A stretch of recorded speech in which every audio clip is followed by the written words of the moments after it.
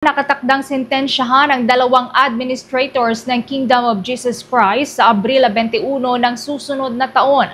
Ito ay sina Amanda Estupare at Gia Cabactulan na kapwa inaresto ng Federal Bureau of Investigation dahil sa visa fraud case sa Amerika. Kaugnay nito ay pinag-utos ni United States District Court, Central District of California, Judge Terry Hatter Jr. ang paghahanda ng pre-sentence report sa kaso ni na Estupare at Cabactulan matapos ngang tanggapin ng korte ang kanilang guilty plea.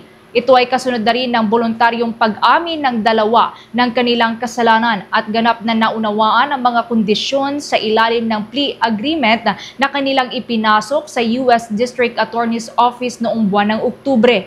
Dahil dito pinayagan ng korte ang dalawa na makapagpiyansa para sa pansamantalang kalayaan basta't sumunod ang mga ito sa tuntunin at kondisyon na itinakda ng korte sa panahon ng kanilang paglaya. Kasalukuyan, nasa ilalim pa rin naman ng supervision ng Probation Office ang nasabing mga akusado.